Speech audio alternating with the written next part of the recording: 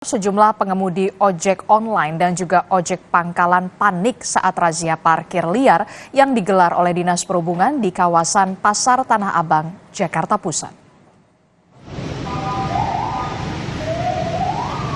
Kedatangan petugas Sudin Perhubungan ke kawasan Pasar Tanah Abang, Jakarta Pusat ini langsung membuat sejumlah pengemudi ojek online dan ojek pangkalan panik.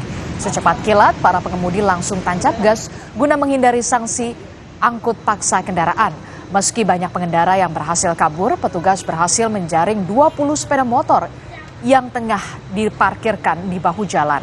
Razia sendiri kembali digelar menyusul banyaknya kendaraan roda 2 yang parkir sembarangan, baik di atas trotoar maupun bahu jalan.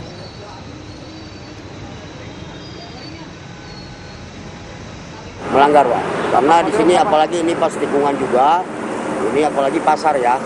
Padahal udah ada kantong parkir yang sudah disediakan, Pak. Tapi masyarakat kita sebagian tidak mau parkir di tempat yang sudah disiapkan. Ada juga pengaduan dari masyarakat, ya ada juga memang udah rutin ya kegiatan kita sehari-hari di Tanah Abang ini.